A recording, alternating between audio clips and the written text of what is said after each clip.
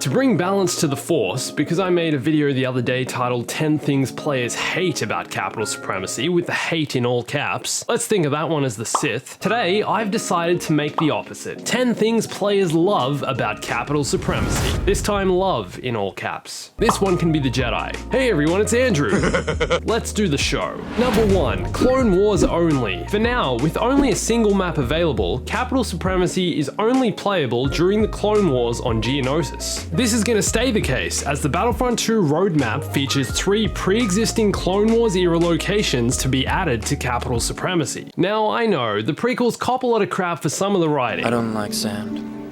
Kill me now! And for some of the special effects. This does not look good. However, one great thing they gave us are these giant large-scale epic battles, along with the fan-favorite Clone Wars TV show, and this older Cartoon Network show which is seriously cool and you should totally go check out. It's like Samurai Jack. Capital Supremacy does a great job of capturing part of that atmosphere seen in Attack of the Clones and the Clone Wars, immersing you in this very era-specific large-scale battle, which also features number 2, no cross-era heroes. This was something that kind of bugged me when Battlefront 2 originally came out. The fact that you could play as Boba Fett on Kamino, on the side of the Separatists, and kill your own clone brothers, something about this just didn't sit quite right with me. Can you imagine how much that would mess with your mind as a clone? Your own brother out of the thousands of other clone brothers produced, going on a killing spree in your own birthplace? Wouldn't that just like totally blow your mind? Just like, pfft. What the heck? The fact there are no cross-era heroes in this game mode, with available heroes on Geonosis being Anakin, Obi-Wan, Yoda, Chewbacca, Count Dooku, General Grievous, Darth Maul, and Bossk, feels true to the Star Wars legacy and immersive in my mind. No longer do I have to worry about getting force-pushed by Luke. I don't have to worry about Han shooting first.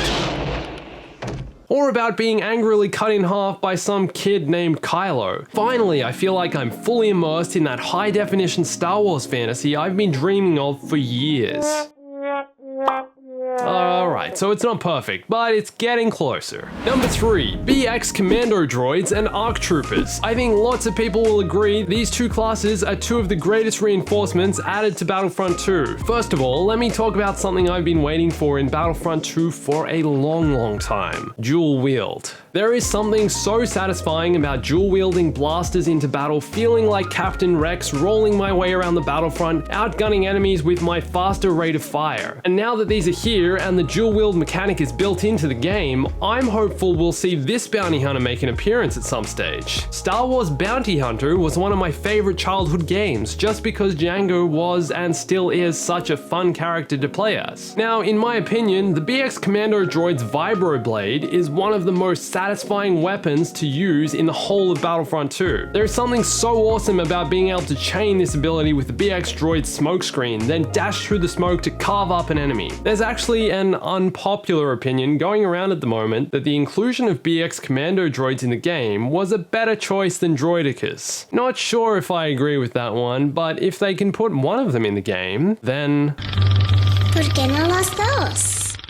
Number 4, the match is non-linear. Well, for the first phase anyway. So unlike all those game modes from both Battlefront and Battlefront 2, like Walker Assault, Galactic Assault, Turning Point, Extraction, all of those, for the first time in EA's Battlefront games, we now have a large-scale non-linear game mode. What this basically means is that the battle does not move in one direction, but instead allows for player choice in where they go, which command post they want to capture or defend, and keeps the battle open from all directions. Very similar to a conquest game mode from the original Battlefronts or a Battlefield game. What's so great about this type of game mode is its openness for creativity and player strategy. It allows you to squad up with a few friends and go after an objective you choose, not one the game chooses for you. It allows you to travel to any part of the map you like, no matter what stage the battle's at. It allows you to go rogue and flank the enemy yourself. It allows you to hang around at the back of the map emoting for the next 10 minutes. It gives you the freedom to play the match how you want to play it. This is something players of Battlefront games have wanted back in the series ever since the 2005 Battlefront 2, and now that it's here, we can't wait for more maps. What map do you want to see released for this game mode? Mine is definitely Kashyyyk. Your stench is easy to track, Wookiee. Number 5, capital ship interiors. There's a great amount of detail put into the design of the capital ships used during the second phase of Capital Supremacy. Even though there's currently only one playable map for this game mode, we have basically been given 3 new locations which make up the first and second phase. One down on the surface of Geonosis, one in the Republic capital ship, and one in the Separatists. From the initial hangar area in each of the capital ships, where a chaotic skirmish occurs with both teams trying to break through towards the ship's vital assets, to the tighter hallways, corridors, and reactor core rooms deeper within the ship interior, both capital ships feel real and functional and detailed based on interiors shown in both the movies and Clone Wars TV show. Now all we need is the ability to cut this one in half, then crash land it onto the surface of Coruscant, and we'll be sweet. You did a real good job there, Anakin. These interiors add to the immersion and scale of the battle and allow fans to finally play inside these giant capital ships we previously only dreamt about exploring. Number 6, AI bots on both teams. The Battlefront 2 devs redesigned the AI bots specifically for this game mode, and they seem to be decently intelligent this time around. I'm yet to see any bots running into walls, falling off cliffs, although some do seem to have the aiming ability of a stormtrooper. Maybe this guy was a bot. Who knows? But look, they even do combat rolls. The bots really assist with the scale of the battle, making the Battlefront seem lots more populated and also make you feel better about your playing ability when you're on a 10-player kill streak, but 9 of the 10 kills were actually just bots. Once again, I can't go without mentioning this video's word of the video: immersion. The AI increased Capital Supremacy's sense of immersion by making the battle seem much more chaotic and intense due to the high player count of humans and bots combined. Number 7. CIS paint jobs. For fans of the Clone Wars, seeing the blue decals and paint on the CIS tanks and heavy artillery for the first time came as a surprise, to be sure, but a welcome one. I think one of the most gratifying feelings of playing a Star Wars game is seeing battles, characters, and machinery from the films and TV shows come to life. Being able to relive these battles and take part in them using the tools, weapons, and vehicles seen in the films creates that fantasy so many Star Wars fans crave. Also, blue paint looks much cooler than the boring brown and sand colored tanks. It's just another case of Tali Lintra all over again. The girl who, even though there are no other blue A-Wings, decided to paint her A-Wing blue because she knew it would stand out in those few seconds of screen time she got in The Last Jedi before she and her blue A-Wing were blown to bits. The same principle applies here. Blue paint on the CIS, AATs, and MTTs because it looks cool and stands out. Number 8, classic Battlefront 2 voice lines and nostalgia. Capital Supremacy is littered with throwbacks to the original Battlefront 2, acknowledging its predecessor as the memorable Star Wars gaming experience it was. It's really clear the devs of Capital Supremacy respect the original Battlefront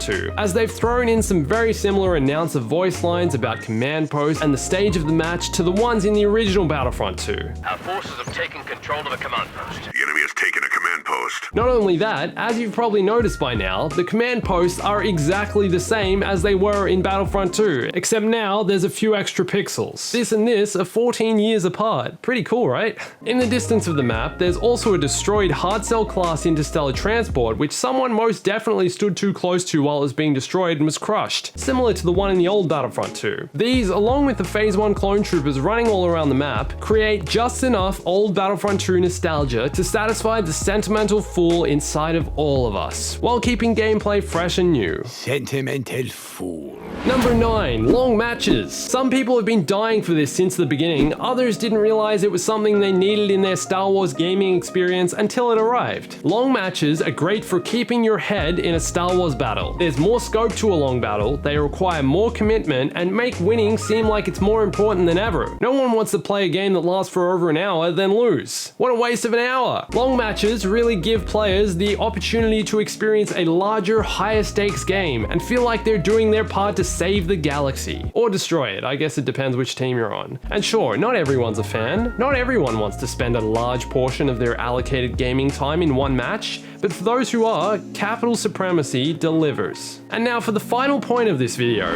number 10, sand. As we all know, Geonosis is one of several sand-covered planets / deserts in the Star Wars galaxy. But what's so great about this for us is that we know Anakin must have hated it here, and when selected as a hero in this game mode, must absolutely dislike everything about his experience running around the dunes of Geonosis. But isn't that just another reason why we all love it? I have zero issues trolling Anakin. He was a little brat on this planet back in the film, literally chasing the person who, if caught, will put an end to a war that will most definitely kill thousands, if not millions of people. And you want to go back for that chick you kissed a couple times. Also, you really think you can take a Sith Lord on your own? Idiot. What do you love most about Capital Supremacy, and what do you want to see more of in this game mode? Let me know in the comments, and if you haven't seen it yet, go check out my 10 things players hate about Capital Supremacy video. Like how there's all these awesome vehicles that make up part of the map, but are completely unplayable and undrivable. Seriously, why are they even here if we can't use them? You can watch that here, and go follow me on Instagram at Bombastic. I've been posting a little more regularly, and have some exclusive Instagram-only content, like this picture of Anakin freaking out. Head over to Instagram and caption this for me. What do you think Anakin's thinking? And thanks for watching this. My name's Andrew, I'll catch you soon. Stay bombastic.